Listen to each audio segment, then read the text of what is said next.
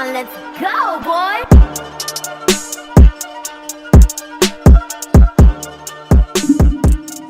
Welcome, ladies and gentlemen.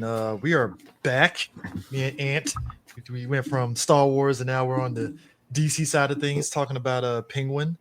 How's it going, sir? It's going good. It's going good. Right to end this year with this. I mean, they've been feeding us good lately. Penguin is. Yeah, you know what's interesting. And I know you weren't really a big fan of the show, but like, it was kind of interesting, like Agatha and Penguin dropping around the same time. And the one thing that I like about both shows is that they kept the villains the villains. There was no like, oh my god, they're gonna be good at the end. It's like, no, Agatha was fucking evil from beginning to end. There ain't no like redemption arc for her ass. It was like, even when the show tried to like, well, maybe we can sympathize. It's like, oh no, she is evil. There ain't no like goodness in her at all, which I was fine with. I was fine with too. Her mom said, "Kill that bitch." Yeah, I mean, and look, I was fine with it because, like, you know, at first I didn't care for it because, you know, there's been a thing, and I even talked to one of the comic writers at DC about Zod. He did a Zod miniseries, and I told him about how like it was this big thing about, you know, in media about how they kind of make the villains like, you know, anti-hero and good. And he's like, no, when I did this Zod book, he's evil. Like, there ain't no anti-hero about him. Like, you know, obviously it's the whole villain thinks he's the hero thing, but that's been Zod the whole time. Like, he thinks, right. But no, Zod's evil. They ain't no. So I can understand people feeling some way about like, why you got to make him anti-hero? Like, can't be evil. Come on. And both of these shows did it. And with Penguin, I'm just like, yo, when is Batman coming so they can put a face to this man? The whole time you're like, all right, Batman, this is your cue. Cue now, man. Because like, look, the thing about Penguin is, and somebody I'm pretty sure you read. Did you read Gotham PD, the comic book, right? Oh yeah. Yeah, when they said they were doing a Joker, it was kind of funny seeing a lot of people like, how are you going to do a Penguin show about Batman? Well, let me tell you about a book called Gotham PD. It's very possible. You can make a good story without having Batman in it, and it's going to be great. Batman's one guy. Yeah, he ain't gonna be everywhere. I tried to explain this to people because they're like, "Oh, Batman can just like give money to fix the city." That is not happening in Gotham. Gotham is corrupted to its bones. You get some good people shining through, but it's corrupt as hell. Yeah, Batman's been active for like a decade and a half. Like depending on where you go in the story, it's not changing anything. And Agatha, I think people, like we talked about the Star Wars thing, I think people are rushing to, it's the worst thing ever, and da-da-da. Agatha just wasn't for some people. But I know other people who ate Agatha up. And I don't think it was a bad show. I think it didn't connect with me, but that's fine. Just because something doesn't connect with you doesn't mean... And yeah, I mean, but that's the thing too, because even if you look at the show, I was like, you know, I'm glad they didn't make her anti-hero. I think that would have probably soured me a bit on the show if they went like, oh, she's good at the end. Come on, man. Like, no, don't do this to me.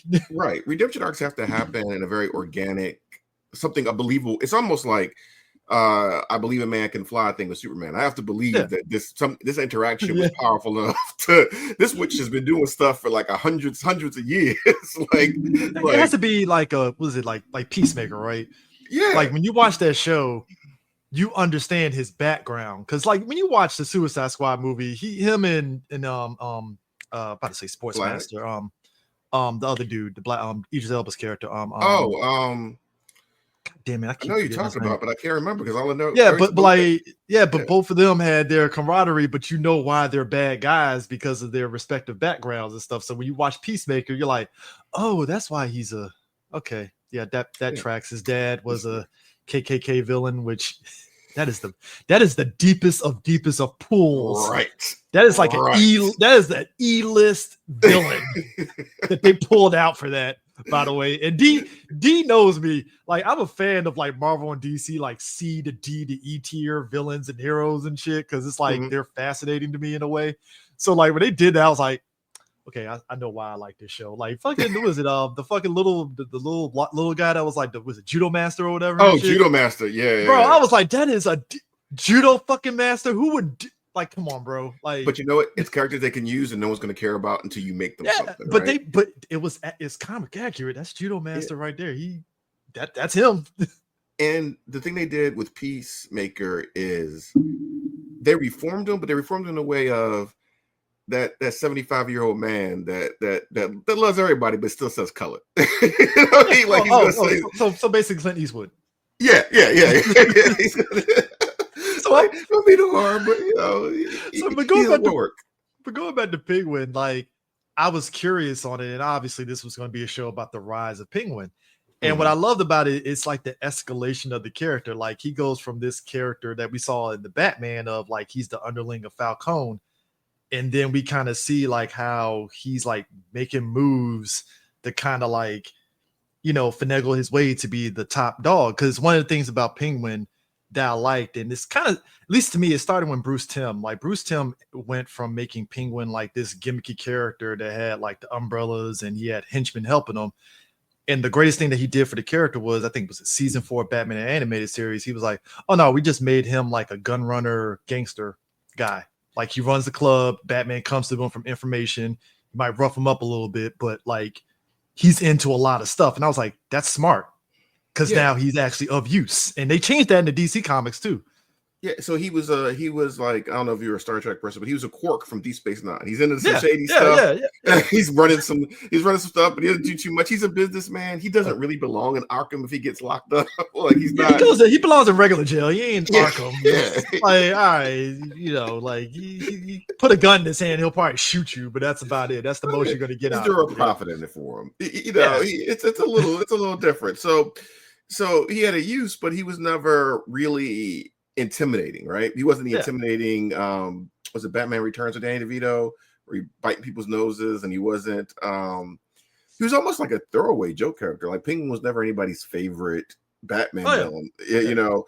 And then they did Gotham where they had the guy did a great job in Gotham trying to show us the you know rise of Kingdom, but he still was kind of like you're not a threat. Yeah. I mean, the first season, I always felt Gotham went off rails when they started getting stupid for no reason, because they had a good baseline of the first season, which kind of liked Penguin, where it was like very street level, the gangster stuff. And obviously there's no Batman involved. So it's going to be Jim Gordon having to fight, you know, regular criminals and stuff. And then when they started showing like Mr. Freeze, and I'm like, come on, guys. Like I was fine with Riddler being part of Gotham PD. That tracks, because that's the, you know, fine, right? But once they started, they have baby versions, but once they got Poison Ivy and just like, come on, man, y'all lost the plot at this point. Like now you basically like Batman's fighting octogenarians at this stage. Right? Like, what are we doing here? Like, so Penguin, he's the man of the people. He's like, he has dirt on politicians that he got from Falcone's son. You know, first episode kills him right then and there, and it's like, oh shit! Like, which I love that scene, right? I love that scene because we still get introduced. We had a little bit. I doubt he had 10 minutes in the Batman movie, right? He probably had about 10 minutes. No, about 15, 20 minutes total. Right. He had, and the car chase was a lot of it. But we get him in this, and you know he's obviously robbing the place, but he's a great liar, manipulator, and he's one of those people that you know is BSing you, but like that's just a personality. Of he's course showing weakness, because that's his big thing, is kind of showing like, I'm helpless, even though it's like, come on, bro, we know you ain't helpless. Like, but I like that about him. It's like he's like playing a gimmick to the T. You know, it's good, and he's so there is no sociopath like diagnosis in a DSM, but there is antisocial personality disorder, right? And this ghost, he's manipulative, he's grandiose, has low empathy with things that don't have unless they directly affect him.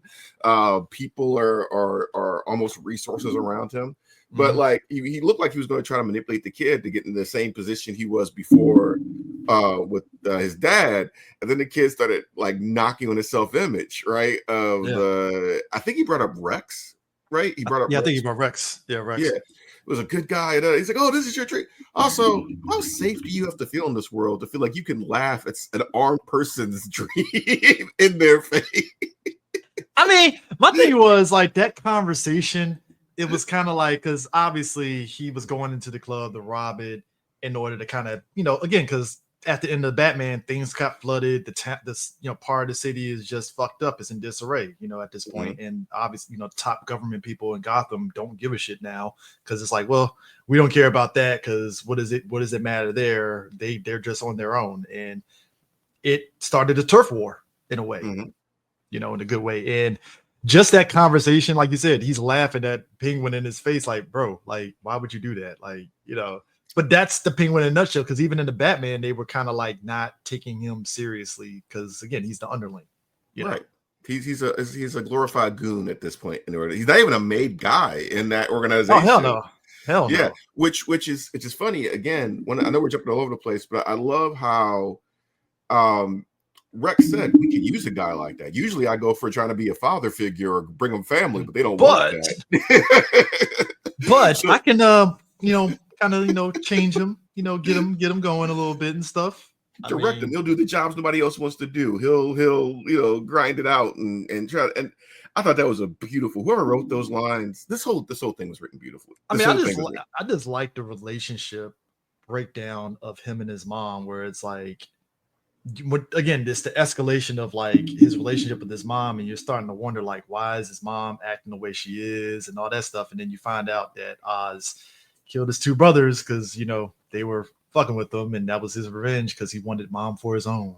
Which is like mildly fucking with him. It's like, yo, like, and the thing of it is, and again, mother intuition is a thing because she was like, something don't sound right because like, you mean to tell me they were just yeah. Well, and that's scary to her too, because she was just like, I can't believe he would do that. Like, damn. When you're faced to somebody who will, because like we rationalize things, right? Somebody did this for this, somebody did this, and it's the logical reason. So, but when things come out, like there was no reason to do this. like there's no rhyme or reason. It's just like, all right, kill him. I'm like, God damn, dude. Like, yeah, and the most and so when the first part of Penguin series, I'm looking at it and I'm thinking like, this is. I'm thinking the mom is the genesis of this at first, right? Because we don't know the backstory. We just assume the mom is doing the manipulating in a way because of that's how Penguin is. That's the way he's operates, and then it's like, oh, Penguin had that dog in him from like day one, like shit. So instead of the mom saying you need to, because at first I thought maybe the older brothers are more competent or whatever, and the mom was like, this is my expectation of what a man is, this is my expectation of like this, and maybe her past glories. I didn't know what her backstory was, but then when it goes forward, it's like, oh no, she's like, this has to justify what you did to my babies. like there has to be some kind of purpose or use. So if you don't, and if you die trying to get to that purpose, oh well. But there's certain things the show never tells you Oz is a good guy. Like he never from day one. Even the Batman, it was like, no, he ain't a good guy. He's just, we didn't know how, and that's the good thing about this show is that it's like we didn't know how heinous he was. It was just like, oh, he's just a regular stooge, and then it's like, oh, this motherfucker is evil as shit. Like, goddamn, like. Literally doesn't value anybody outside of himself or outside of what they do to feed his needs. And even his prostitute girlfriend is feeding his ego, and it's funny because you remember that part where she tells him, I'm only with you because of like the potential power that you had, and now that you don't got it, I'm out. And I'm like, that's cold-blooded, but you know what? It makes sense because like, why would I want to be with you? Because, like, again, I'm a prostitute. Like, why the fuck would I want to be with you if you ain't got nothing to offer me? Anymore. And it's like, cool, makes sense. And she's the leader of this of the street workers. It seemed like or at least a powerful position in that community. Kind of like Selena, Selena and that street work good. That kind of. Hey, if I'm good with you, that means my girls are good. That means my business is great. Yeah, and so she knows what he is, and she's probably seen lots of clients go. She's probably a really good judge of who comes in at her door. Because again, the Batman, obviously that club that he ran, and stuff, and what's his face was there, like. It makes sense that she would be in the mix because, like I said, we saw Selena was there. She obviously was a former streetwalker, and which turned into a lot of background in the comics. Yeah. Look, people forget that Selena Kyle was still is a defender of sex workers. Always has been. Like that's the character. Like she always has been. It's not new. So it makes sense that she would be like, oh no, I'm defending these women because I was a former one and I'm now a cat burglar now. So and you can have different labels on it because they could be bottle service girls that are expected to treat the VIP guests with a little more like attention or whatever. Yeah. And so it also says something about how Falcone could have his daughter or his possible daughter working that place that care. And another thing that I didn't even pick up on until after the show is I'm a abused psychopath, even though it's not really a diagnosis, but also like the views towards sex. When he sees you first, you're like, oh, he has a thing for the sex worker. I can't remember her name right now, but and he was like, oh, I don't care who you have in there. I just need an alibi. And it's like, like he didn't give any qualms about it because that doesn't threaten him because that doesn't feed his ego. It doesn't threaten his ego whatsoever. And one of the things, again, I'm jumping all over the place, but when they had her, we can jump all over the place. It don't matter. Had her at the end dressed like his mom, and you saw her facial. I never got how her face kind of. Yeah, she does look like his mom when she was like when they do the flashbacks and you see his mom and obviously his makeup and stuff, and then you see her and it's like, damn, she does kind of could pass for his mom in a way and stuff. Granted, this is a black woman, light-skinned black woman at that, but it's like, damn, like she kind of the structure or the look or something. It was look that ending where he's dancing. It's like, yo, because he got power now, so she's back, and which is ironic because she sold him out, which led to his mom being in that position. He don't know. She said, "You deserve your shot." She didn't say, I know who the winners are. She is a survivor, and in the position she's in, she knows how to survive. And it's telling his mom's room was pretty empty. He gave her the view. And then his mom's room was empty. No, because she can't give him the verbal confirmation that he needs anymore, the verbal validation that he's been seeking and the approval she's a vegetable now. So he can't. No real use for her. No use for her, except to deny her the one thing she asked you to do, just in case she can wake up and can give you or come to and can give you that thing. So it is. And again, they never lied to us about what he was. They never lied to us about what he was. And if anything, I've seen people who were making excuses for what he did, like when he portrayed, is it Sophia Falcone? Yeah, Sophia. And he's like, well, what are you supposed to do? He's trying to like. I mean, but he sold her out. I mean, we saw it. He sold her out. That put her in Arkham in the first damn place.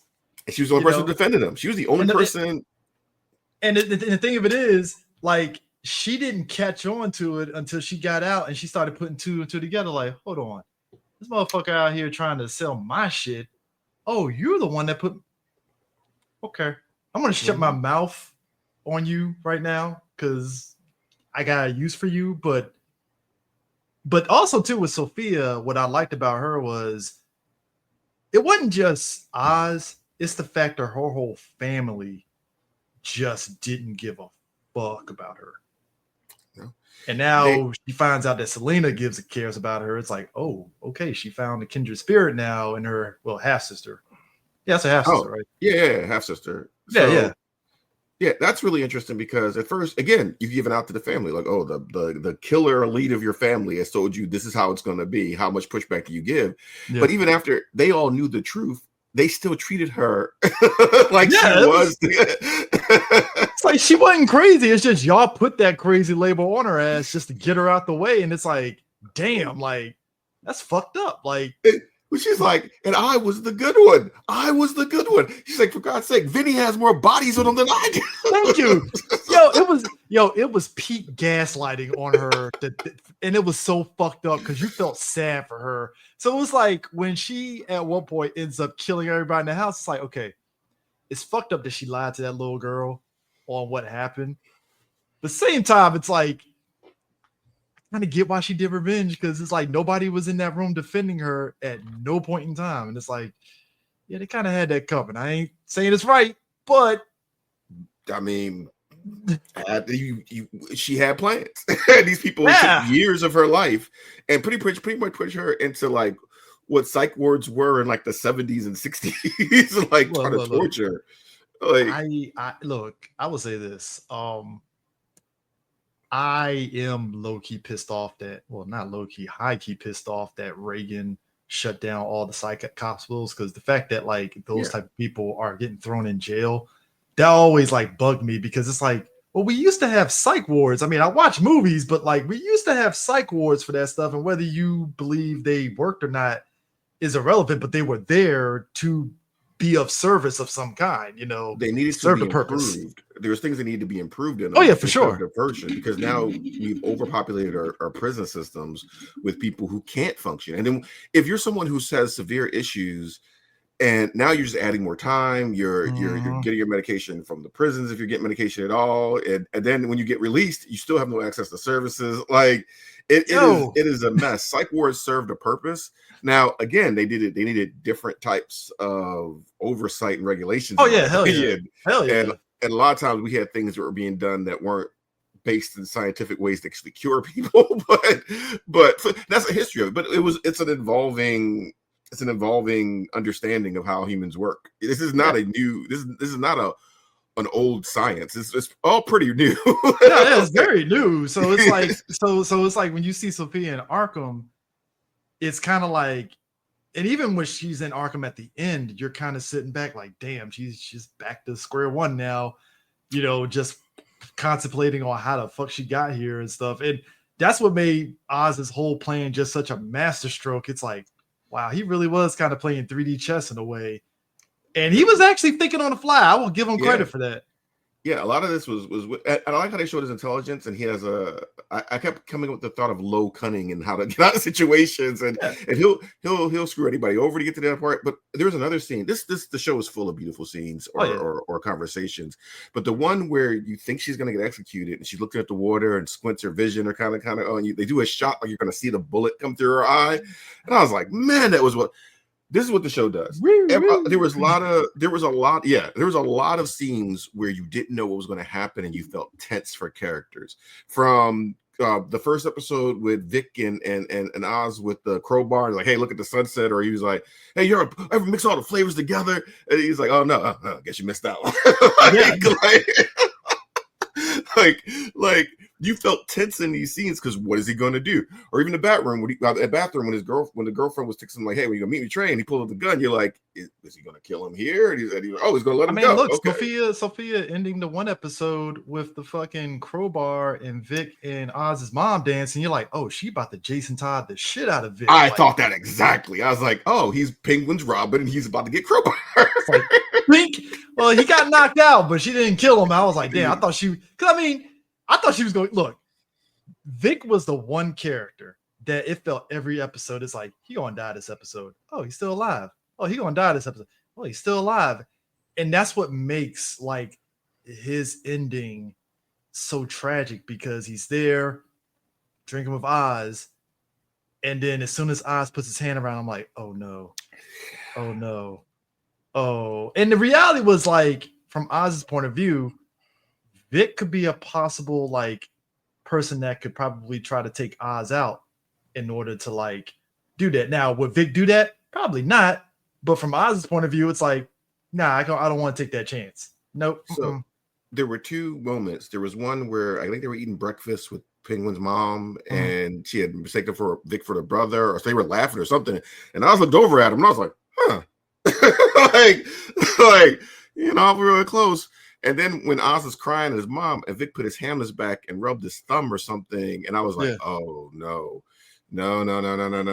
because I think there's a lot of things you do. There's this thing in certain inpatient facilities, especially working with kids or anybody that's gone through unhealthy stuff, where the closer you are to them, the more dangerous they are to you, because they if they've gone through a lot of stuff, they're like, how can you protect me if you can't protect yourself, right? So I gotta prove that. Or the unhealthy becomes the healthy becomes scary or unhealthy to me. And so like how Penguin rationalizes doing things in a way is like, you saw me weak, you came up with plans I wouldn't come up with. So you're a lot more resourceful than I thought you were. And you just convinced a bunch of other lieutenants to kill them. That scene with the lieutenants where he's sitting there and gives them all the beer, and he just starts telling the story about how like, and he was telling the truth, like the Falcons and the Maronis and all them, they look down on them as like they're nothing. And just that whole thing, because it echoes Penguin. It's like, yo, Oz was like, hey, they look down on me as I'm nothing, and hey, here we are. I'm gathering you guys. And he said, all the stories you heard about me are true. Yeah. You think I'm a backstabber? Yeah, I am. Yeah. I'm a backstabber. Hey, I'm just doing what I'm doing. I'm doing the same shit that y'all do. Like, yeah, it's awesome. Like, so he did a lot of them. And like I said, one of the great things about the show, we like either it's one of those things when you rewatch a show, and I imagine when I rewatch this with Vic, there's certain stories where you're like, you wish the ending changes, even though you know it doesn't when you watch it. And that's what you're gonna see with Vic. You're like, man, Vic, you could have got out here. You could have got out here. And the tragedy is, all right, he decided to live the gangster life, even killing somebody, for his first time, and Penguin consoling him about how it's gonna get easier.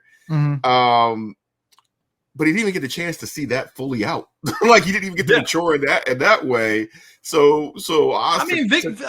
Let's be real. Vic gathering all those gangs to save Oz, and then also convincing them to hey, kill X, Y, and Z in order to get this going. It's like, oh shit. And again, that could be why Oz was like, nah, Vic, you could be a threat for my empire down the line. I can't have that shit. And I'm like, and it's cold-blooded too, because he sits there and steals Vic's stuff and then throws his ID in the water. He robs him. Like he robs him of the money callously. The money he didn't need. But it's like he just made him just another dead body in Gotham. Like, it don't matter. So he dies a nobody. He dies another John Doe. No family, no things like that. And it's so hard. And again, it's like, our logical mind is, well, you're going to have a lieutenant you can trust. A logical mind is like, hey, Vic has saved you multiple times at this point. There's going to be a point where you're going to need somebody who wants to do things because they like you, because you're their father figure or whatever Vic's relationship was to him.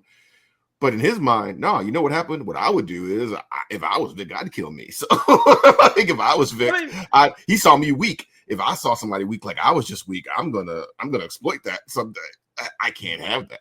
Yeah, that's the thing too, because it's like, no matter what, I think it wouldn't have mattered how Vic played it, he still would have got killed, because it's just at the end of the day. And I think that's also the short-sightedness of Oz, because it's like you said, he needs somebody there. But then it's also like, this person could probably take over, and it's like, damn, like because I don't think Oz has never been the type to actually have like a second in command. He's always just had enforcers, and that's about it. And when Vic was the stuttering, incompetent, kind of like not really coming up with ideas, but executing the ideas, I think he wasn't a threat. And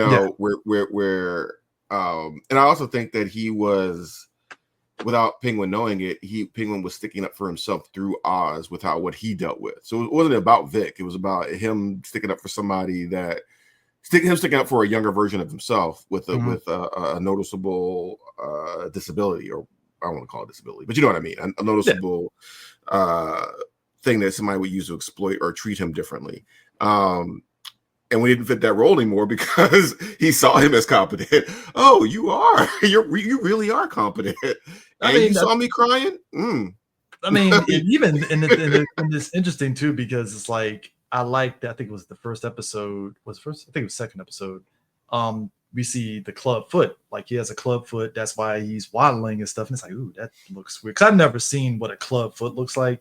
But the fact that like he never got surgery and he just wears that straightener, on his shoe in order to, walk straight. It's like, oh, it's like, I don't know whether it was his mom that said it or whether it was just him, but it was the aspect of like keeping that weakness in order to be stronger kind of vibe, essentially. I wonder if we see him again. Well, he has the money now. I wonder if he will try to get it fixed, but he can never escape the Penguin moniker in a way, especially as he drives, now. But also, I'm curious to see. One thing I'm curious to see is when he's getting to the top of the game, right? Of what he thinks is the game. And then with the Court of Owl references, I wonder if he goes, oh, wait, this is even the top. like there's another echelon above this. But it makes me feel as though he's going to be what I said at the beginning of how he's just the guy that just has his hands in all the gun running and all that stuff. And that's how he'll be tied into the Court of Owls, not necessarily teaming up with them, but just like the information broker for Batman to go to, like, all right, I see you accrued a lot of power. what do you know about the Court of Owls or whatever and stuff, and then that kind of shit. Which that works because that's when you watch the Batman when Batman rolls into that club and Penguin's like, whoa there, guy, sweetheart, whoa there, buddy. But I like that because I could see Oz hating that there's another level looking down on them. Like maybe they look down on the Falcones and like they're it's another petty crime family that we raise up and we go. He's gonna be like, I'm still not the top. They still look down on me, and I can imagine because again, it's like when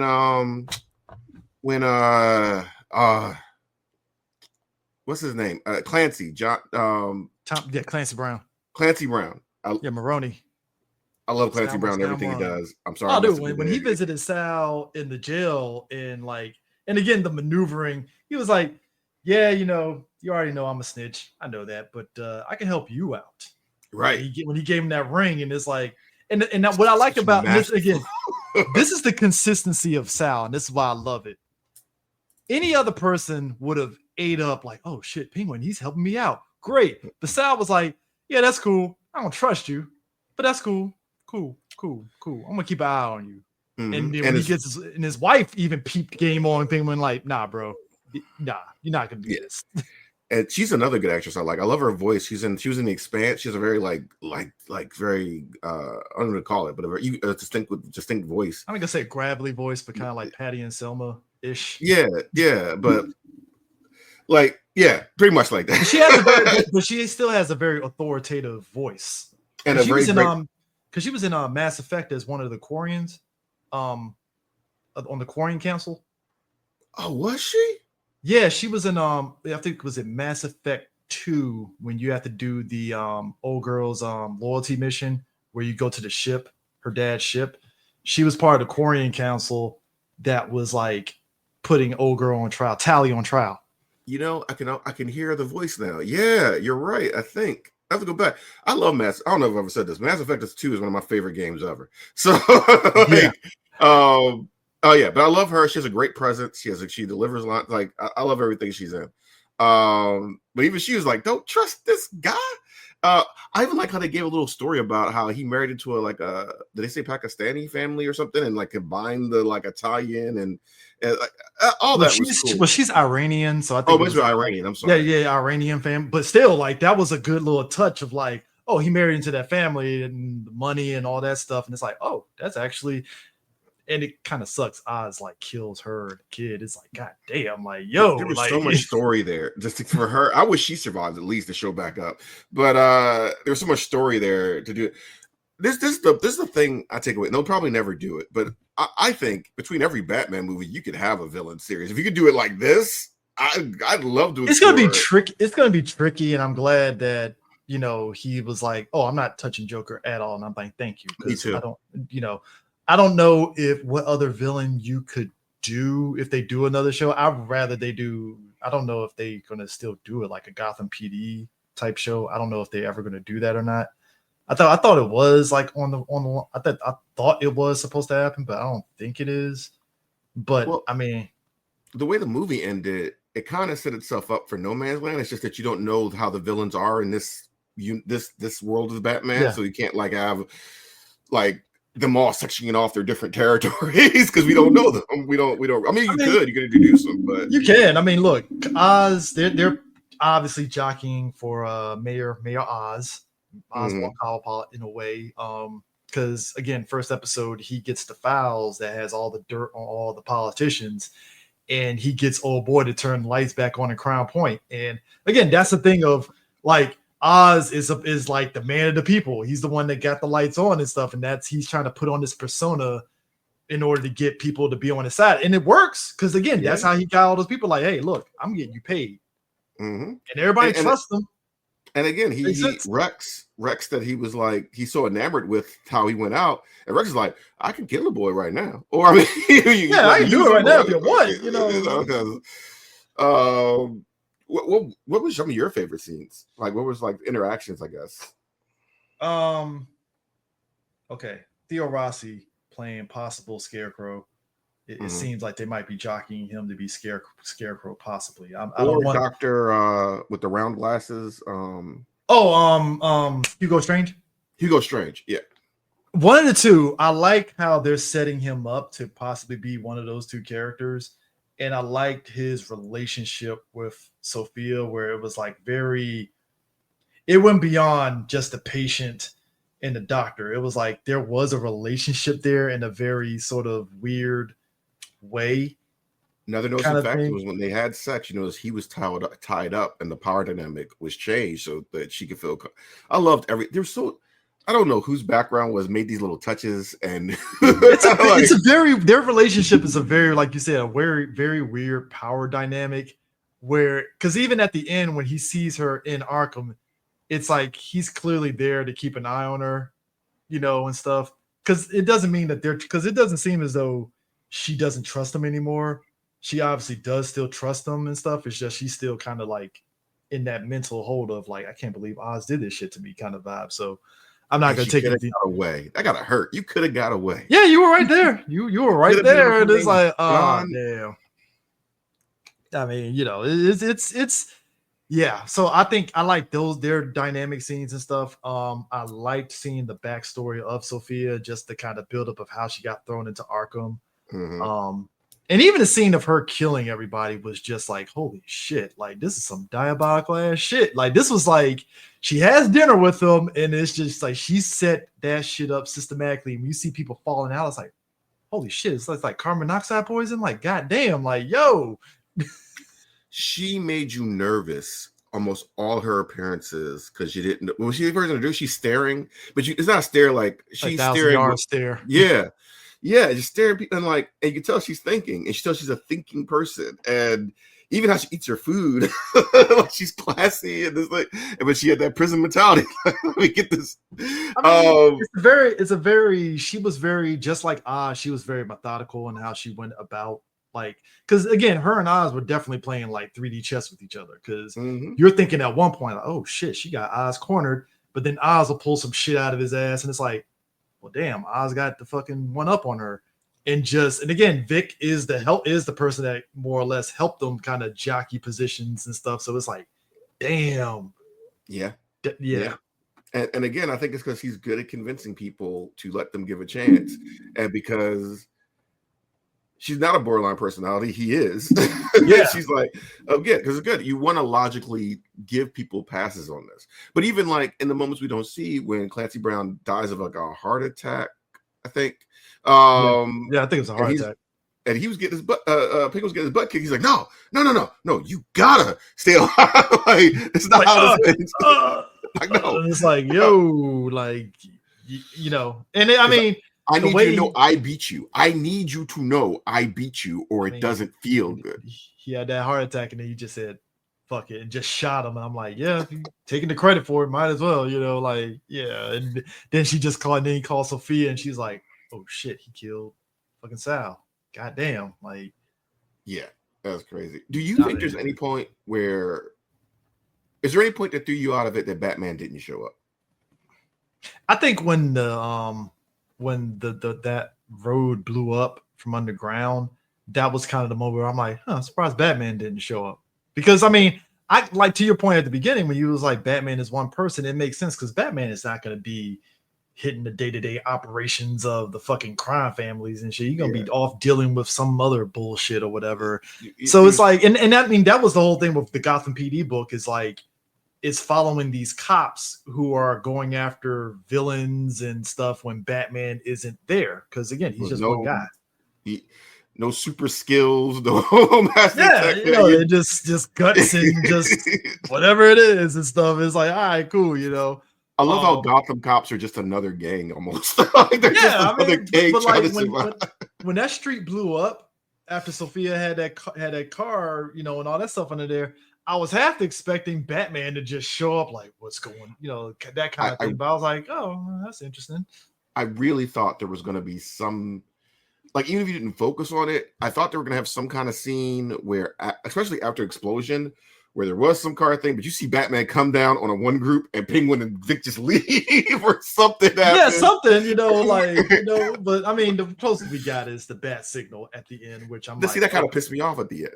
Like, because like if he's out the show, he's out the show. Like he's not in the show. Is that Batman putting a warning up? Like, all right, bro, I see you.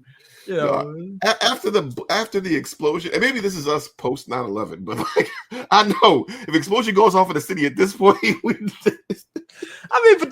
that's the thing too. It's like that when that explosion happened, I was expecting Batman to show up because up to that point, a lot of the stuff that was going on was just regular gang shit. Like they're shooting out in the streets. Batman ain't gonna fucking involve himself in that because that's whatever and stuff. So when you see that happen, his radar at that time, which you can believe that didn't. Hey, there's probably lots of deals going down in Gotham that he's dealing with. And granted, you could say, okay, it took place in the daytime, but fuck, you couldn't even show me Bruce Wayne at least, like investigating it a little bit, but nothing. And it's just all right, cool, I guess. I did like that. They was like, no, we do our shit during the day. Like, what do you mean? Like in Gotham, we don't make deals at night.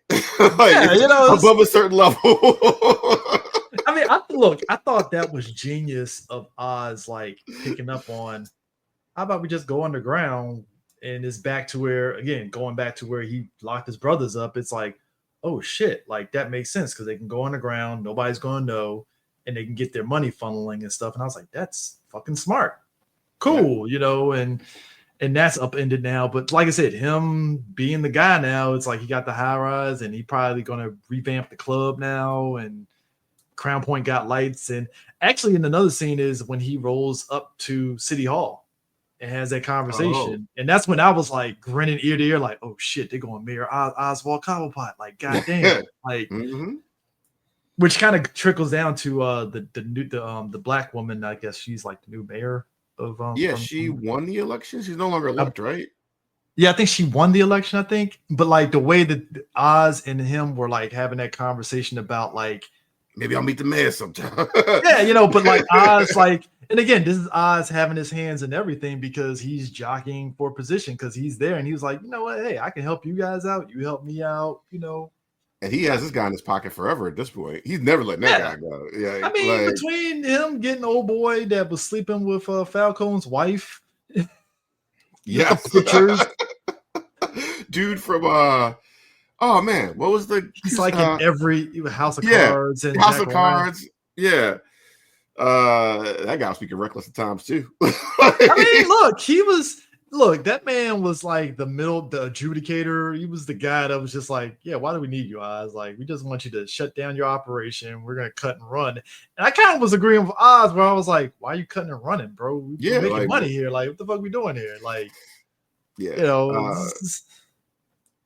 Oh, and another thing, at first I thought I wasn't gonna like that they changed the actor for Falcone when they did the flashback between her and Sophia, but that scene was needed and he did a great job. Oh, Mark Strong always does a good job, but he did a really good job of capturing John Turturro's like Falcone in the flashbacks. He looked pretty much the same, more or less, and stuff. And it showed how ruthless Falcone was just as a father. Like he wasn't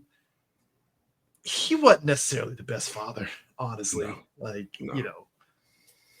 Or he was trying to make her into something else. I'm not sure it was because of the questioner. I don't think he had much trust in his son, and at the end of the day, she said, I stepped into the role he wanted for me at the end of the day. It's almost like those tragic things of like, I've tried to get away from my parents wanted me to be, and I ended up being that anyway, and again, all she had to do was get in that plane and be in Italy. It's like all she had to do. I mean, I think it's the hubris of it all because her and Oz were playing chess with each other and she thought she had it. And then it's just like, damn, this motherfucker outsmarted me again. Like, god damn. And why wouldn't you think you could get him? Because like up until now, you've given these chances. You've outsmarted everybody else. I mean, she did everything. She got power and she was like, in the grand scheme, she didn't really want it because this shit was just bullshit to her, the gangster. She was like, look, whoever fucking takes out Oz, y'all got the power. I'm out. I'm going to France and fuck it off somewhere. I don't give a shit. Y'all got it, and it's close. It's close. Done. But every scene she was in, whether it was with Oz's mom, whether it was with the sex worker, all of those conversations. Oh, that was tense with Eve. Eve was the sex worker. Eve. That scene was tense because I was like, she gonna kill her. She's gonna kill her. Oh, she didn't kill her. She's okay. Like, well, shit. Okay, she didn't. But like just that scene with her, Oz, and his mom, where she was basically like, "Go on in, Oz. Tell them what you did to your brothers." Oh, that extreme therapy session they had. Oh man, look. Because I mean, again, the mom knew. She was just like, "I'm waiting for him to say it." Yeah, and I think that's one of those things. Like when people live with things, we're like, "How could you live with someone who did that?" But people live with things all the time, and it made it even more tragic. And when he was willing to let them cut off her finger rather than admit what he did, I mean, that's him in a nutshell. Like it's his own mom, and I think that's the thing that probably drove her to like go catatonic and shit, because it was just the shock of it all, just hit her. Because like my own son, who I knew he killed his brothers, but I was kind of gonna let that rock. But the fact that he was gonna let me actually get harmed says a lot. Even to the point that she sees her dead sons behind him, and he's looking behind her like, "What is she looking at?" Like. You know, that whole scene is like, damn, like that's what the name, but I think they alluded to her having lewd body dementia. Yeah, she had like kind of like I think she was taking like pills for like the lucid stuff. Yeah. Yeah. That's crazy. So whoever, like I said, whoever did their research to flesh out these characters and these little like. Now you know what? He might end up being Hugo Strange. Now that you're saying that shit, he might be in a weird way a Hugo Strange. Because the only reason why I was saying Scarecrow was because of the mushroom stuff that they were dealing with. So I was thinking, okay, maybe that might be the back door to how he ends up. But then now I'm thinking about it, Hugo Strange was definitely like a weird sort of psychiatric doctor too. Yeah, it's like just in a different way. Yeah, and if he wants to play in a playground other people haven't played before, we just got Scarecrow, right? And to your point, I the Joker is kind of overshadowed the Batman universe in a way, to the fact of like Batman wasn't all about the Joker. Batman was about body horror, mad science, like gangsters. Like you could almost tell any kind of Batman story. Mm-hmm. And Joker's just a small little part of that when I was growing up, it was like, oh look, the Joker's here, but you could go years without seeing the Joker and be all right too. You know what I mean? Like, that's what makes it great. Like I said, the first movie, Riddler, Penguin's there, you know, all that stuff. So like you're getting these characters, so it's like they're really going to go Court of Owls. Cool. I mean, look, you know, they go to some other street level villains and stuff. The only thing, like I said, Clock King is probably the only one that you could probably. I thought that too. Such a great villain that I mean, he's like a Teen Titans villain-ish a little bit now and stuff, but that's still a villain nonetheless. That's kind of sort of grounded like the Riddler and stuff. You can make him like a mad bomber or something like that if you want. The first time I saw him was from the Batman animated series where he was timing out things, and then even to the fact where he was like, "It takes you basically seconds to throw a punch." But that's a very calculating villain, just like the Riddler. You know, minus and when they used him in Justice League Unlimited for their version of the Suicide Squad that broke into the Justice League and did it, and he was running that. I could definitely see that be somebody be a threat. Yeah, I mean, because Batman has some like villains that aren't super nice. Like I said, Clock King. You know, I'm trying to think. Condiment King. You know, I'm trying to think because there are a couple. There are a couple of them that's like Calendar Man. Like because you couldn't do a Maxi Zeus. That's kind of like out there because Maxi Zeus is the guy that thinks he's a Greek villain. Like it could maybe work in this sort of iteration of Batman, but it would have to be on some like mental health shit. Like he thinks he's, you know, they'd have to go with a new concept. The way it worked in the animated series, because the animated series originally was like the 30s or whatever. And yeah, so Maxi Zeus worked because this guy that has like this lightning weapon and stuff that thinks he's like Zeus and shit. It's like that works. That makes sense and stuff. I mean, I would say like Black Mask. Black Mask would work. There was a guy in the animated series. He was a scientist that would just do stuff to. I think he was part of the Man Bat thing as assistant. Then he went and did the injections to athletes or whatever. He had this bowl cut thing. So you don't have to go full Man Bat, but like a guy injecting, you know, his thugs with like steroids. Matt Hatter works too. Man, like I said, obviously you got you because I'm looking at the lists. Like you're street like I said, Mad Hatter, Black Mask, Hugo Strange for sure. Maybe Hush, if they did an iteration of Hush. Red Claw from the animated series when she had I think she was in the first couple episodes. She was a gun smuggler. Yeah. I mean, like I said, those kind of characters can work in this iteration of Batman in a way because it's like that ninja. Right. Yeah. Ra's al Ghul to a degree, but I don't know if they ever want to kind of dip the toe in that because that's kind of like. There was a rival in the animated series, that ninja from the animated series that like trained with Batman or whatever. You could bring Zartana and Zartana into it without making them actually magic. I would say maybe Firefly to a degree. Yeah, definitely Firefly. Just don't do the jetpack thing. Yeah, you could do a jetpack, but because I mean, look, we saw Batman flying and and all that stuff. So you can kind of sort of do the jetpack thing because it's not too fantastical because jetpacks are a thing in real life, So you can kind of go in, or you can kind of do like you remember Arrow did their version of Firefly with the firefighter that was like the arsonist. Oh yeah. You could bring in Deathstroke, just don't make him a super soldier. Just make him doped up. Nah. I think Deathstroke is. You think Deathstroke is too? Look. My thing with Deathstroke is this. I felt that if James Gunn did another Suicide Squad movie, you could use Deathstroke as like the foil for the Suicide Squad group for whatever that they need to do, kind of thing. Because it's funny because James Gunn came out recently and said, "Oh yeah, we didn't like retcon anything from Peacemaker. There's going to be certain things that got retcon, i.e., probably the Justice League, obviously." Shut up. But he said they would deal with that in another episode. He said, but he said at the same time, like.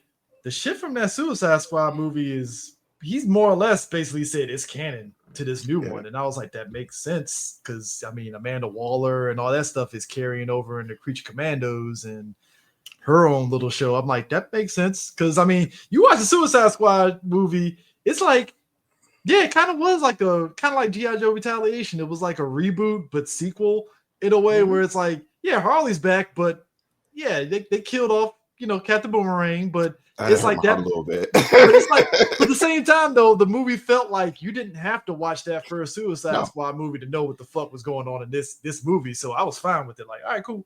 And it was a solid movie. It was a solid movie. I enjoyed. I really enjoyed it. Yeah. And I mean that's the thing that you need, and that's why I'm like, I like this thing that they're doing with Batman in this universe, where it's like, yeah, he look, if he's doing Court of Owls, I'm gonna be very curious on how he goes about it because Court of Owls is a very ambitious group. Yeah, and how do you deal with are they called Talons? The things that they were reanimating? Talon was his ninja was the enforcer for the Court of how Owls. do you do that? I mean, you could probably because they will probably make Talon sort of like the anti-Batman for the Court of Owls, which makes sense because he kind of sort of was in a way. So if you make him like anti-Batman, it's like, oh, how's Batman going to fight a fucking Illuminati group? Oh, Talon. Yeah. Okay, that makes sense.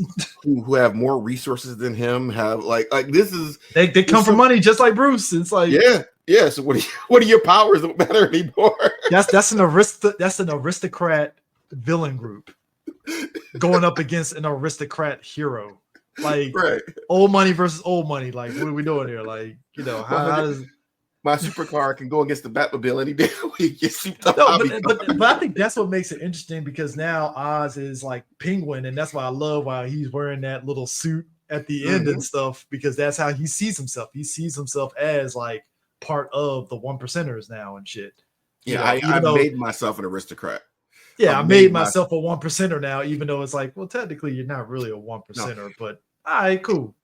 Back in the day, I saw a thing where it was like, I think it was Paris Hilton. They asked her something about like Lindsay Lohan. So I was like, oh, what? She's poor? What's she only worth $10 million? I feel like that's how the Court of Owls gonna look at Oz. Like, oh, you think you're rich? No, not really. No. You got a little change. It's not like Oz can lie about like where he got his money because everybody and their mama knows is like, yeah, you came from like a working class family that worked for a mob boss. Like you weren't really flush with money per se, like. Was your name on the foundations that this city was built on? I mean, but that still makes him a very dangerous person. That's why I like that ending because it's like he has the power and that puts him on Batman's radar now, which makes sense. Obviously, And he's also, on the radar now. Like, all right, cool. After seeing all of it, the context of, oh, you don't know my son. I'm gonna laugh when he puts a bullet in your head. like he's, it's like not because it's like not because she admires him, it's because I know my son's a monster. You're clearly not a monster because I'm still breathing. So like he will be coming. I mean, but like I said, it's even down to like the subtle moments. Because like I said, that relationship between Oz and Vic was great. Because like we were saying, like that first episode, when after they did all that stuff with the bodies and stuff, him and Vic have that suicide slushy. And it's like very much like, because again, he saw in Vic a person that has like a disability and stuff, and was like, you know what, I want to help this kid out, and stuff, because he saw a little bit in him. And that's, like I said, that's what makes that ending for Vic so tragic, because it's like, and I think all of us, and I think it was great because we all as viewers clocked it. The time is ticking on Vic. When is the heel turn going to come? And the fact that after the dust settled and he got Sophia in jail, he's like, well, shit, maybe Vic might survive. Fuck. Like, maybe I was wrong. Damn, And then like the way it goes, and it's like, oh God, this guy's a fucking monster. Like, goddamn, like the fuck. Yeah. I thought I was wrong up until Penguin cried in front of him like that, and then Vic put his hand and did this. And then later on, when he said family, I think the family was the last nail in this coffin. If he wasn't already going to kill him, I think that family thing. Part of me wonders, like, what if Vic just decided, hey, all right, Oz, I'm going for the night, and just walked off? Like, would Oz like put a bullet in him then, or would he wait till later? Like, because that was very specific for him to put his arm around Vic, and I'm like, he waited for Vic to like get close to like, yeah, it was. And that's why, like, when Colin Farrell was like, yeah, I was reading the script, and then when I read that when I read that thing for episode A, I was like, oh, yeah, you guys are gonna hate Penguin by the time this show is over. And I think a lot of us was like, oh, what does he mean? And when you see it, it's like, oh, I need Batman to put his hands and feet on Penguin like ASAP now. Every ass whooping he catches from the hands of Batman is like deserved. And I think this is the thing, right? It's like we could have dealt with a show about a bad guy with a code, right? We could have dealt with that. We could have had a Tony Soprano bad guy, and we'd have been happy with it. But that extra little thing at the end, just like, yeah. And now why Batman's just out here busting ribs and cracking jaws. Like, I felt some way in how people were really trying to compare Penguin to like the Sopranos. I felt that was very short-sighted, because I'm like, there was like nothing about this show. And I say this to somebody, I watched the Soprano twice. I might go back and watch it again, much like how we watched The Wire and Oz, where it's like, there's nothing about Penguin that gives off Sopranos to me personally. Like, I mean, y'all going off of his accent, is that what y'all going off of? Like, I don't get it. So I think what they saw was, and I don't think the Sopranos did this quite as well, is Tony goes in there for help, and he's going to therapy, and he's working through his emotions, and he gets some sensitive, I care about animals, and he's doing monstrous things, but you humanize him because he has a family, right? You humanize him because his family is essentially Vic. His relationship with the therapist is essentially, I'm trying to be better. And at the end of the series, when she cuts off there because one of her colleagues go, no. We are finding that, I don't know what term they use, so I'm going to say personality disorder or borderline personalities goes to therapy. They're just becoming better criminals, better ways to justify their brutality, or learning how to charm, manipulate other people. And so like you're just making him a bigger monster. And so that was he is a monster. He's somebody goes out here and kills, abuses, robs, things like that. And so trying to change for the better is just, he's trying to be a better criminal.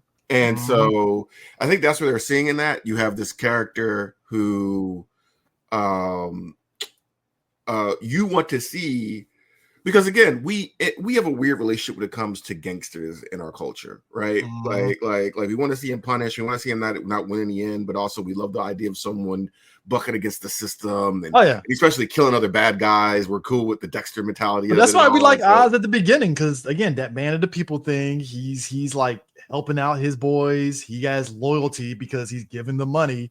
And you're like, damn, maybe Oz isn't so bad after. I mean, yeah, he's a backstabbing asshole, but hey, he's likable, cool. And he loves his mama, and he loves Vic. It's like because even after we get that backstory with how he threw Sophia on the bus, it's like, oh yeah, we expected that out of Oz because he's a I mean, dickhead. what else you gonna do? Cool. Yeah, all right. But Maybe just they didn't like, know what they were gonna do. but like to your point though, it's just the reality was just like Oz was just a better criminal out of it. Just all the manipulation, all the I love my mama. It was just all a fucking front just to become a heinous individual. You know, he watched and he learned. And he saw when he saw weakness, he struck, and it was done very well. I think this is one of the best written, performed shows. I like how the actor that played Sex Sophia said that she didn't know Colin while they were filming the show. He only saw them in the penguin makeup. So like when she saw the show again, she was like, "Oh, there's my friend." Krista Milan. Oh, that's right. She was in How I Met Your Mother. I knew I'd seen her before. Oh, okay. I knew I'd seen her before. Fantastic. I want to. It's hard to say, but I think she stole every scene she was in. But also, Penguin was done so well. Vic was done so well. Like Eve was done so well. Maroney was done. Penguin's mom was done so well. Everybody. This is like a perfect storm of like just talent, writing, and production. That I wonder how much this show cost. Like, I mean, I'm pretty sure it's for something like this, and I think it, because obviously this show was on HBO and it was on HBO Max, so I mean, it's kind of like the Game of Thrones thing where it's like you're getting whatever money that they made, it probably made it off of advertisements and all that, but I'm pretty sure it was a moderately expensive endeavor. I mean, let's just be real about it. I mean, you look at the set pieces, even like I said, that explosion during the day, that was like very like, if this is, you sure this ain't a movie? Because if this was the Batman, that's because it's funny. Like a lot of us that like, I like the Batman, but it was kind of funny. I remember sitting in theaters and I looked at my watch and I'm like, there's like another 20 minutes left in this movie. Yeah. What the fuck is going on? And when he's in that room and he starts putting two together, like, oh shit. And you see it, all the fucking dams explode around Gotham and the floods happen. It's like, oh damn. Which, going back to Vic's backstory, that was such a fucked up moment of how much damage that fucking flood really did. Yeah. Which I also thought, like, the Riddler would not be safe in regular prison. Like, after that, I mean, it was like, because again, it's like that's one of those moments where it's like you watch the Batman, and you see the flood happen, you're like, oh man, it's terrible. But it's far away. Zoom in. So when you see Vic and his friends up on that roof and the explosions happen, he's trying to call his parents, and it's like, oh shit, they're not high enough for that. Oh fuck. Damn. Like, and again, he has nobody. He has his girl who he stops. He was gonna go out. Like, he would have had a good life if he just bounced out of town with her, and he chose to stay with Oz for loyalty, and it killed him. And I gotta wonder, because I think if he did leave, it's not like Oz is gonna look for him, because he got too much shit. Because he got too much shit going on in Gotham to really be like, all right, whatever. I'm not. He'd been pissed about his car until he found it, and but this is the thing. What Rex said was, I used their want for a father or a family to get him in close to do the end, and it does. And it is their want, because he's a young man. He's a kid. Vic was a kid. And he lost his family. He's looking for that family. He finds a guy that believes in him. And one of the reasons movies like Karate Kid like worked with us, when we saw it, is because we all wanted someone to go, hey, there's something special in you. I'm gonna invest in you to help you get to something. It's the reason why people join the military or whatever, football teams or whatever, because we want that sense that someone fosters it in you. You'll forgive a lot. Like, Vic knew Penguin was a monster, even to the guy he tried to pay off to save his life. Oz will kill you. I mean, I'm trying to think if anybody ever told Vic about Oz for Vic to really be fit. Because I don't think anybody ever told him like, yo, you need to be careful about Penguin or anything. Well, he said, he'll kill me to the girl. And then when Oz didn't kill him, I think he thought he had a choice at that point. I think he thought that, I'm safe here. Yeah, I think that was a trick for Oz. It was in a way, again, it was gaslighting him. It was making it seem as though he was trapped, but he wasn't, and giving him a measure of like, okay, I guess, like you said, I guess I am safe. all right, Because cool. he'll do other people, but I've been loyal. I've been down with him. I've been following. Yeah, you're like, why would he do anything to me? Yeah, well, when I was messing up, maybe, but now I'm proving myself useful. I'm getting this done and this done and this done and this done, and now I killed for him and da da da. So like, I'm useful. I'm loyal. I care about him, so he must care about me because that's how a healthy mind works. Like that's how. And Vic was like, "Oh no, thanks a lot. It wasn't for anything. You made my life easier, kid. Thanks." Yeah, I mean that is going to be forever.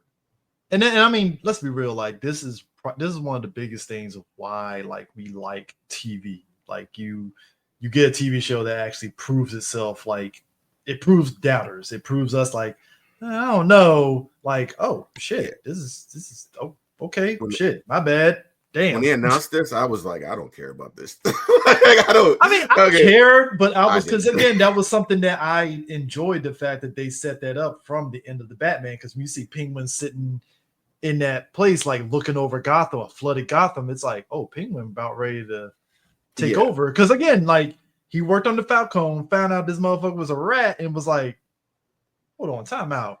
You were a rat the whole goddamn time? Like the fuck? Like, hell, man. I shouldn't say I didn't care because I was gonna watch it. I didn't know I was gonna be invested and love this show as much as I do.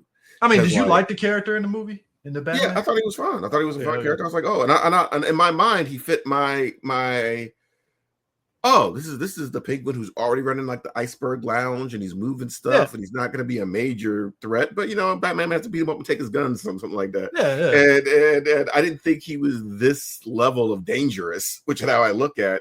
And but it was so good. I was in Italy for 2 weeks, and then my HBO app wouldn't work in Italy, and I was like, no, VPN. I should have listened to the commercials. It's like VPN, damn it. And it did such a great job of making me care about everybody that was involved in this. And I can watch a show full of bad guys and still be involved. And I think it's even worse that you corrupted Vic and then you killed him. Like you corrupted Vic, then you killed him. When the dust settles, it's like now Penguin's at the top of the heap. He has a bunch of gangs under his control, and he's the money's flowing to them, and they're loyal to him, and he's loyal to them. Well, as loyal to them as they are used to him. I'm not going to sit there and say that it's a two-way street on that one. If it's very one-way street in a way. Granted, you could say that they probably are looking at him like, yeah, we trust you, but it's only because of the money. And I mean, they even told Vic that, like, hey, dog, we're just here because of money. So right. And you're gonna get yourself killed. But again, that also fits with the Batman mythos, right? How many henchmen, and we're like, why are you a henchman for this guy who is possibly gonna kill you? Because I'm getting paid, all right. I'm trying to survive out here. This is Gotham. We had power for months. Like we starving out here. But that's what I like about it, because it's like like I said, that's the first film. It's like it showed, to your point, the corruption is so layered and stuff. Like, yeah, again, there's some good people there, obviously, the mayor being one of them, but like it's the corruption top to bottom for these gangsters to be able to maneuver and keep peddling drugs the way it is. So now it's kind of like, if you're Batman, how do you fight that? Right. How do you fight that on top of everything? Again, I have to imagine the Court of Owls, when that becomes a thing, they probably have some sort of manipulation within the government structure. Yeah, possibly. So throwing money at it and I know it's popular to hate on Batman now and all this other stuff, and he has to be a community leader and all that stuff. But like, you have the aristocrats like funneling whatever they're using Gotham for to make money. You have the police, you have the gangsters, almost two shadow governments going on. You have the poverty, the generational trauma going on there. Like at the end of the day, you're just a guy in a suit. Yeah, how much can you really do in this situation, kind of thing, Right. And you're one billionaire versus a council of billionaires. Yeah, so it's like you're doing all this, and it's like you're one man, and stuff. So I mean, but like I said, again, it works within the structure of, like, obviously Selena might be there for him in a way. Yeah, because again, Sophia getting that letter from Catwoman, No, I like that. I like but that we don't, connection. and I'm glad that they didn't show what was said in the letter, but you can see Sophia kind of smile because it's like, oh shit, I actually have a family member that gives a shit about me. Right. Right. And now she knows I didn't kill. I guess maybe she thinks I didn't kill anyone. Yeah, Do but I you like that though. Yeah, me too. Do you think this is definitive Penguin? Like, do you think this is the Penguin that we're going to keep in our minds as we judge other Penguins now? I mean, obviously, look, I like Danny DeVito's Penguin as much as the next person, but like I said, that was the character Penguin, right? That's before we got Mafia. Right. So it's like this is because, like I said, even when you play the Arkham games, they jockeyed him as like this guy that's like gun runner, gangster type any damn way. So at this point, it's like this version of Penguin reminds me of like the Arkham series Penguin, just in that he's this cockneyed, like gangster type that has, henchmen helping him and stuff. But like that, so it's like, to me, I will say like live action, he fits the mold of a villain, like, Yes, to the T. Like we talk about fucking, old boy playing Thanos, like that's definitive and stuff. You get to even like Joker with Heath Ledger, like that's definitive. Like, so he put a stamp on as like Penguin in a way that's like, it's not even the 60s Batman character. So it's like he's already here. So how are you going to really overpower that? And I think that's going to be a tough testament like 20 years down the road. If we get another iteration of Penguin, how are you going to beat that? Right. It's going to influence everything going forward. And I think it even influences how we look at Gotham going forward. And I think that's really, I don't know, a spectacular show. I did not expect this show to be this good. And I can't think of another show this, maybe Shogun. They did it in 8 episodes. And for me, like, I'm already feel some way about like how shows now feel very short than the typical like 15, 20 episodes that we used to get. Yeah. But at the same time, like the 8 episodes, it didn't feel rushed. No.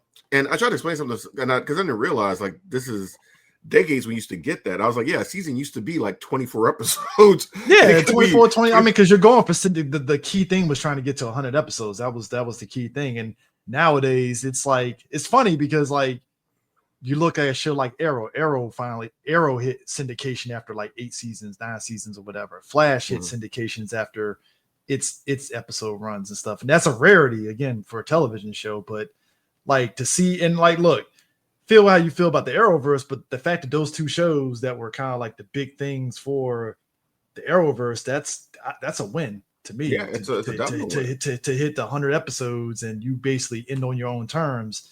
That's great. Yeah, and if you're about to show about the character development, you get to know those characters.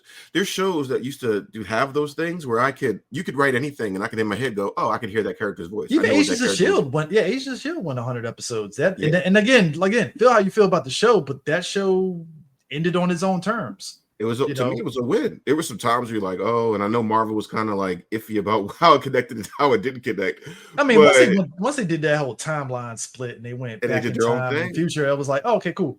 That's fine. That works. There were characters you care about. There were again, when you have when you can do character development in a show where you care about them, you have that time. If, to your point, if this was a movie, we would have got like he saves Vic, doesn't kill him, and then he betrays him, and we'd be like, "Oh, okay, that's bad guy stuff." We wouldn't have cared. We wouldn't have cared as much as we do. The ending would definitely be him and Vic, like, all right, we finally did it, and then kill him, and it's like, god damn, like, and that was messed up, but I think the build up, because even if you put it in a 2.5 hour movie, a lot of stuff would have went missing. I don't think we would have got the backstory on Sophia in a detailed way that they did. The backstory on Oz's thing in a detailed way. Vic on the roof. Vic on the roof. It would have been a sort of brief thing. Like they probably would have been like flashback to the Batman thing. We see Vic on the roof, and then it cut to like Batman in the building, seeing that whole thing set up, and it blows up, and it would have been intercut with that. But like you don't get the backstory of Vic, his family upbringing, and how he is, for that to work.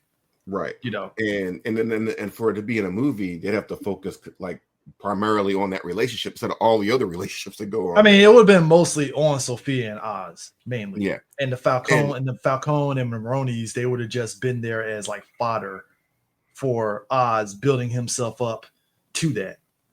So I don't even think you would have got the underground, drug thing going on and stuff. It would have been rushed. Yeah. And the thing is, another thing about this show is sometimes when you're watching the show and they cut from the characters you care about to something else, and you're like, oh, okay.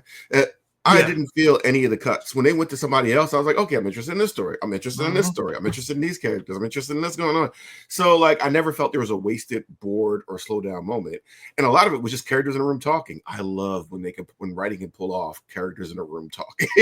Yeah, I mean that is like the smartest thing ever. Like you can get people you can actually get somebody to give a shit about like, oh, okay, cool. Like this is what we're doing. Fine. That works. It's about the tension and drama, and something. And like I really love the show From, right? But this last season of From has been like nothing happened. I've heard people that felt like. Tell me if you agree with this. A friend of mine said that he feels like the people that made From didn't expect the show to last past one season, so after that they've just been kind of making up shit as they go. It's to the point that some of them are feeling some way about the show, like, yo, end this shit now, because, like, goddamn. Well, so as people, my birthday weekend was this past, so things kept happening. But one day I woke up to see the thing of From, and they're like, nothing happened. I was like, oh, yeah, let me switch you back to this. And he's like, oh, I'd watch this show. What is this? And I was like, these are supposed to be from the creators of Lost. And I always thought that they originally Lost was supposed to be like 2 seasons, but then they got really popular and they were like, yeah, we need more seasons. So y'all better stretch out your story. And they kind of lost a lot of the plot in that. Like a lot of plot got lost. There's a lot of characters that apparently are kind of like regressed from what they were from the first season. And I'm like, God damn, like that's like, cause it's one of those things where it's like, you don't want to show the end because you just want to see this show to actually have some legs and then not just be a one-off, like, oh, we cancel From. And it's like, but it was so good. But it feels like they're obligated now to actually keep it going because of like, I think it's on MGM or something. So we got one show right now. People are you gonna watch MGM Plus. we want 5 seasons. Well, sir, we only had a 2-season story. No, they're like, not again. Not again. I mean, I don't. Yeah, I feel you on From, man, because it's like now it's like I guess I need to watch From because because that was my worry was after the first season, like, man, they're gonna cancel the shit and no point in me watching this. And I'm like, well, fuck, it's on season 4 now. I guess I gotta watch it now. Well, they're just wrapping up season 3, and the first 2 seasons pretty solid, but you're like at the end of season 2, you're like, I need to know some stuff. I need to start connecting some dots, right? Season 3. Some stuff happens in the first episode. You're like, all right, we get into it. And then it's like nothing. I think this Sunday coming up is the last episode of the season. And it's like, y'all haven't explained. And you can set up a mystery in the first season. Maybe keep it going the second season. But then you need to start answering stuff in like the third leading up. And it's like all this stuff seems nonsensical. So I don't believe you have anything to connect all this stuff. I don't have faith anymore. And I have a meme up where it's like, it's the character from The Matrix and he's like ringing his bell. It's like season 28. We still don't know shit. It's like, what is this?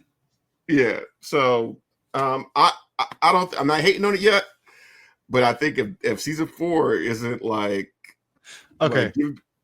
Okay, so they basically said Gotham PD and Arkham got dropped because basically HBO wanted to kind of put the focus on like marquee characters. And I'm like, okay, that makes sense. Granted, it's like, it makes me wonder how much is what's his face that played Jim Gordon? Is he too expensive to like Jeffrey Wright? Like, is he too expensive to structure a show around him and the other cops? Is that what that is? Because that feels like a money thing. But I'm like, but you got Colin Farrell on the Penguin. You mean is Jeffrey Wright more expensive than? He's been everything he's been doing the last like 10 years has been like gold. So he's like, that's what thing. If you gave me a Gotham PD with Jim Gordon, like Jeffrey Wright would kill it. Like every episode is him investigating. Like, because the only thing you need is just 8 episodes of him investigating some fucking plot that ties into some shit with the Riddler or whatever, and I'll be fine with it. Like, all right, cool. Like, or would you accept this? Like, if they do Batman 2, and then the next HBO series is the Jim Gordon series, like the Gotham PD series, like because again, you need an actor like Colin Farrell, who is of that caliber, and I think he's better than Colin Farrell. So like bring him in. He's like, HBO, I didn't give y'all Boardwalk, I didn't give y'all Westworld. But they like I said, they're saying that they want to like do more spinoffs and stuff, which will work because you're fleshing out this world of Gotham. But it's kind of all. But if you cancel those two, it makes me curious. Like, are you doing a Catwoman one? Because that'd be great. I don't mind following her. I don't mind doing a Catwoman one, and I think if they give the level of writing they gave to Sophia to her, and actually, I mean, you already. I think they could because they already built her up in the Batman with her like sort of backstory on how like Falcone was her dad and low key, and it's like, oh shit, like she probably knows Eve. She has to know Eve. You know what I mean? So how you're always connected. You give her a sister. I'm not giving the name of Sophia. Give her the same treatment they give Penguin. Yeah, I think you definitely make a show. Yeah, because you could throw Eve. You could, like you said, to your point, you could throw Eve into the mix, and you find out that Eve is she just casually passes through, like, yeah, I'm working for Oz now, and da da da da, and it's like, oh shit, like, okay, yeah. I mean, there's a lot you can do. Like I said, I think Catwoman is definitely one that you can. Selena is definitely someone you can get 8 episodes out of and do a story about it. Stuff. Do we even know who raised Selena? Did they even call that in the movie? Like who? I think what was it? I don't know if she was like in the foster system or whatever. Because if I remember correctly, did her mom get raped or something? I think that's how it was. Yeah, that kind of thing and stuff. But yeah, I mean, like I said, it'd be interesting to see what they do with this, because I mean, that is something that you can. It's just so much the way Matt Reeves kind of did this world. It works. Like I said, to me, I think he did a better job of doing a gritty Batman than Nolan did. Yeah. And that's not to say Nolan's Batman was terrible or anything. It's just he was able to just take, all right, what did Nolan miss in his Batman that I can do better? What I like about this is Batman year 2. The Batman start off Batman year 2. I like you got the Joker out the way. We know something happened with the Joker year 1. He's in jail. Yeah, so he's there. So in the mythos, the Joker is there, but we don't need to focus on it. We have a Batman that's learning, so he's going to get he's going to become the fully formed Batman as the movies go on. Can actually fight. I still need the detective part of Batman. He did way more detective than what Nolan had on, because other than that bullet shit and was it Dark Knight? Yeah, Dark Knight. Like Batman didn't do no detective work at all. So the fact that like Reeves really set it up where Jim Gordon lets Batman walk through the crime scene and kind of, it's like, all right, cool. Thank you. That's all I want. Just give me that kind of stuff to build up off of. And him and Alfred are kind of working on the Riddler stuff. And it's like, all right, cool. You finally got something here, Right. Because I think Hollywood sometimes thinks that Batman's primary power is beating up people.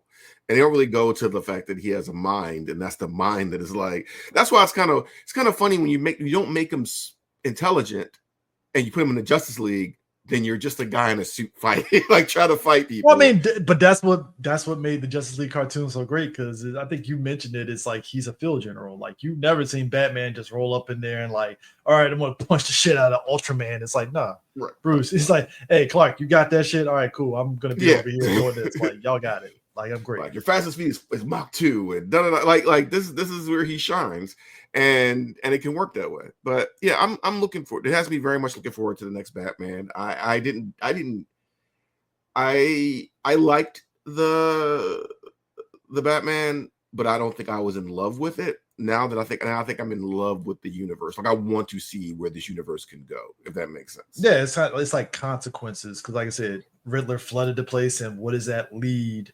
And like I said, that's why I love about the Penguin, because it shows like, oh, Batman flooding it basically made the gangs either go into territory battle, or in the case of the Falcones, they were about like ready to just pull the chalks out and be like, yeah, we're going to move our business to another part of town, not here.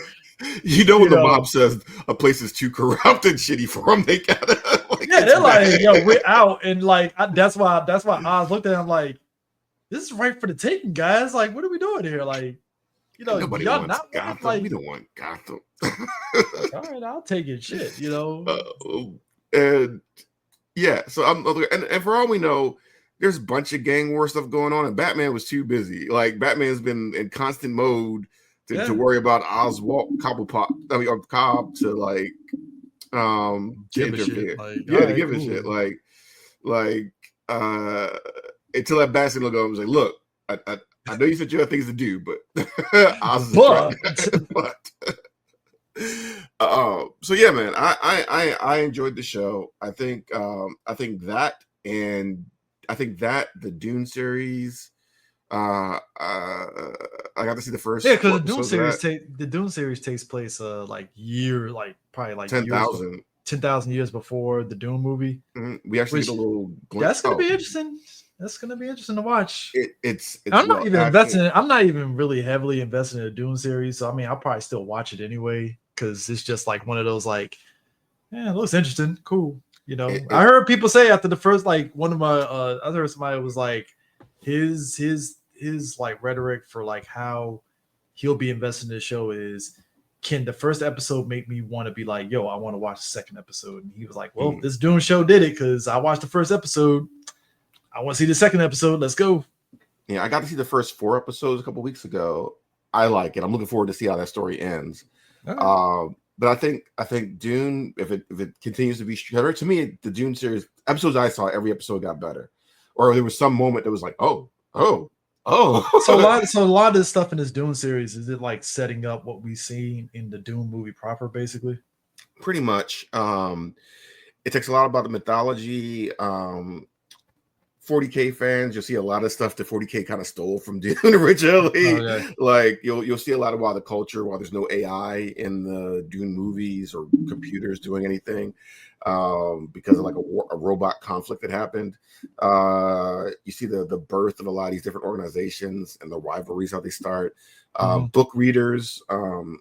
It's been years I read the books, but I got certain faction names that are, or even subhuman species that they're like, oh, that's where that came from. So it's really cool because the Dune books are pretty thick in their mythology, I guess. Like the first one, a lexicon behind it that you have to like go to look up words and so yeah, if you like the books, if you like the movies, I think it's there. Visually, it's stunning. I think a lot of the acting is really great. So I think Penguin's my favorite show right now, and Shogun. Those 3 might be. I need to catch up on Shogun, but like I Shogun, from what I've seen so far, is really good. So the fact that they tapped that director for a movie. Oh, like really? I think he tapped him for a movie that it's a samurai. I think it's either a samurai movie or something. Oh, I forgot. I don't know if it's a samurai movie, but I forgot. It's a historical movie that he's doing, and I'm like, well, I'm intrigued by this. Yeah, I'll watch it because, like I said, those 3 shows, I think right now as the year wraps up, probably top of my list. Yeah, I'm watching Day of the Jackal right now. It's actually really good. Oh, is it? Yeah, it's funny because when I saw the premise for it, I was like, is this like the Bruce Willis and Richard Gere movie Jackal? The Jackal? Yeah, I remember. And apparently, like the Jackal, that movie, it was very fast and loose from the book, apparently. So while I did enjoy it, I know some people that weren't really digging it because it wasn't like the book. So I was like, so apparently this show is actually like the book. And I think the first 5 episodes is up on Peacock. I think it's like 10 episodes total this season, which is kind of shocking. But yeah, so far it's actually really good. Let's check it out. So many things at the end, like of the year to catch up on. Look, I watched all the Cross. I enjoyed it. So, you know, it's so. But anyways, yeah, that's it. Penguin, man. Looking forward to more Batman DC shenanigans, and yeah, that's it. So we will catch you guys later. Peace out. Peace.